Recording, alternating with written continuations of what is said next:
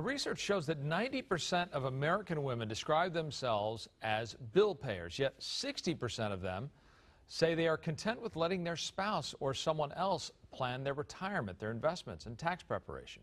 So why are women so divided about sharing the power seat in their finances? Joining us is certified financial planner David Ray of financialplannerla.com. Good morning. Good morning. So most women are in charge of the daily household budget, which Frank just told us 90% of women say that they are.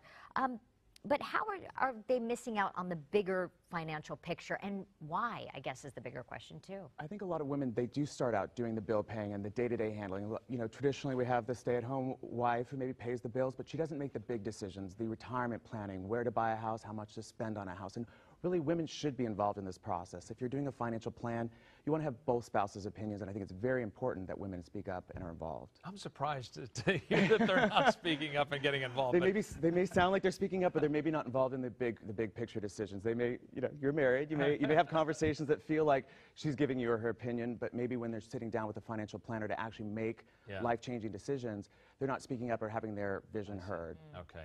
Let's look at several areas in which women can become more involved. First, you talk about retirement planning.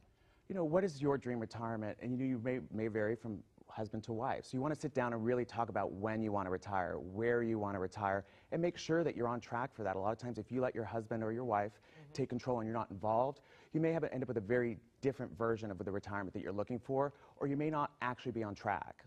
Next would be buying a home.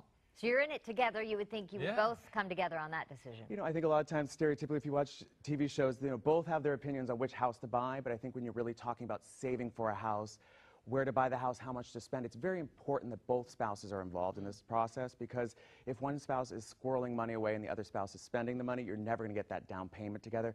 And if you work together, you may be able to get some of those budget cuts that can get you in the house sooner and make it much more affordable faster. I don't know. On House Hunter International, the woman always seems to decide.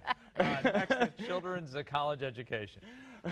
That's what we base everything on. It is based on that. That's my experience as well. I do love that show.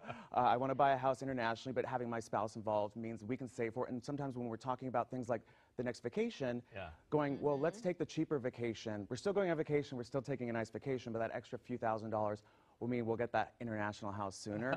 Talking about college education, where do you want your kids to go to college? How much do you want to pay? I think this is a big disagreement between parents quite often. And if you work together, you can do a lot of things that are more tax efficient, and you end up paying a little bit less out of pocket for college. And then you don't have to have the fight when your kid's 18 and the bill comes. And like with Jessica, you know, with baby Levi, I've told her, start that 529 now, right? The sooner you start, the easier it is. Let compounding interest do its magic, and a few dollars a month really can add up. And then later on, you can really get a little more serious and put more money away. Also, you say life insurance. That's an important decision. This is a big thing where people really go, oh my gosh, you know, the husband has life insurance at work.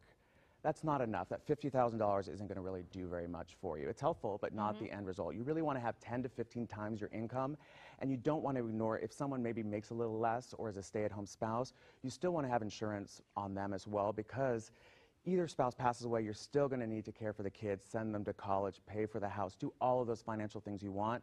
And quite often, even if you are the breadwinner, if your spouse passes away or is sick or goes through an illness, it's probably going to affect some of the time you spend at work or the advancement of your career. So it's very important to have important insurance there. And if you're young and healthy, it's really cheap. Yeah. Good information. All right. For more information about these tips and David Ray, go to financialplannerla.com. Thank you, David.